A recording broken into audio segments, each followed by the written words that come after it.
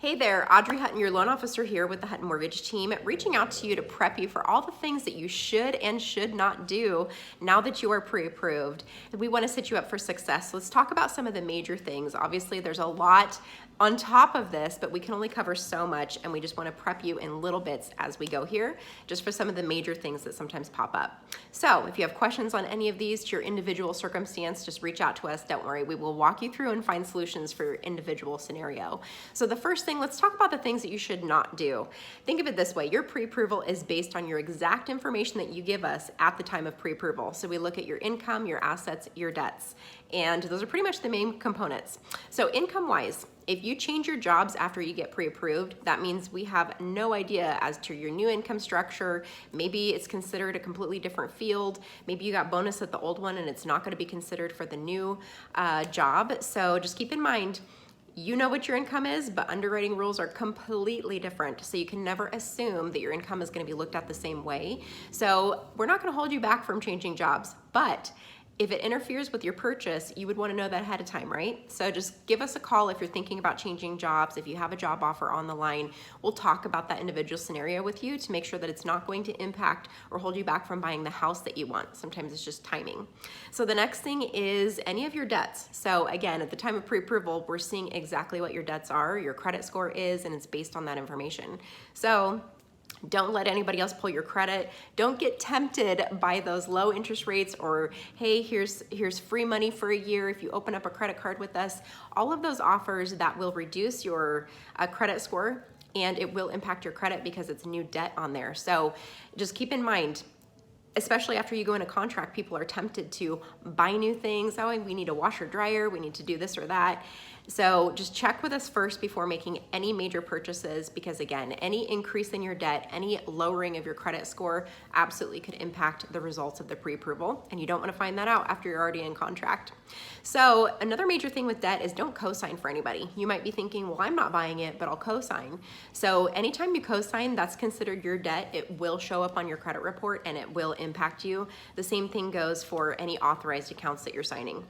So the next thing is your assets. So we look at all of your documents when you send them in, and we're looking to see where you're going to be pulling money from for that purchase. So keep in mind, if you spend any of that money, even if it's, a couple $1,000s, that could impact the reserves that we base the qualification on, and that could definitely impact your results. So don't spend any of that money.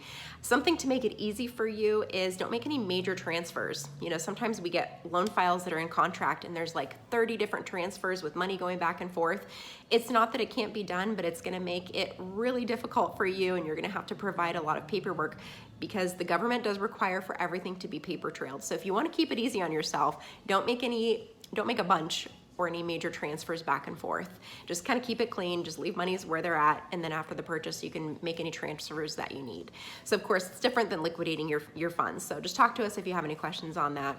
And everything does have to be sourced, so do not deposit cash unless you talk to us first. If you're not buying for a couple months, then that might turn into seasoned money.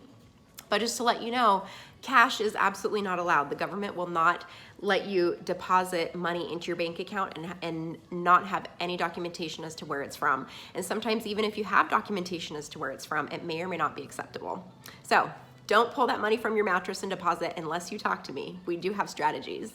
And the last do not is don't set specific dates if it's going to cost you money or a bunch of stress to cancel. So for example, when you're in contract, you have some target dates, but those are subject to moving depending on all of the different layers that happen when you purchase. So if it's going to stress you out to have to reschedule movers or do that kind of thing, just keep those dates flexible. So let's talk about the do's, all of the things that you should do to make it easier on yourself and to make sure that you stay in really great qualification for when you're purchasing. So first one is the income. Make sure that you keep consistent hours. So again, we're basing this on the information you have at that time. So if we're using any time of overtime or bonus income, and then all of a sudden after the pre-approval, those amounts decrease, that will affect your pre-qualification. So keep all of your income as consistent as possible from when you gave it to us. Keep your hours consistent. Also prepare your employer and let them know if you're comfortable that you are going to be buying a home. Because once you're in contract, The underwriters, the title company, inspectors, everybody works during business hours. And so you will need to be available during business hours to sign documents, to send over documents, to keep your timeline. So sometimes it's wonderful to prep your employer, and this is what we highly recommend for everybody. Your employer is going to be understanding if you need to run and do a couple of different things during business hours because you're buying a home. So have that open conversation with them. So for credit, make sure that you do keep all of your payments on time. We want to make sure that you don't have any late payments that could drastically reduce your score and that could impact. The next thing is assets. We want to confirm any restrictions. So call your bank ahead of time and make sure that there's no restriction to the amount that you can wire at one time. You also want to make sure if you're liquidating any monies, how long it's going to take by the time you request that money to when you actually get it into your bank account. So that way you're prepared ahead of time. A lot of people think that it's instant, and some banks do have requirements. Sometimes it could take a week to liquidate. So find out all the information ahead of time, especially if there's any fees involved, anything like that.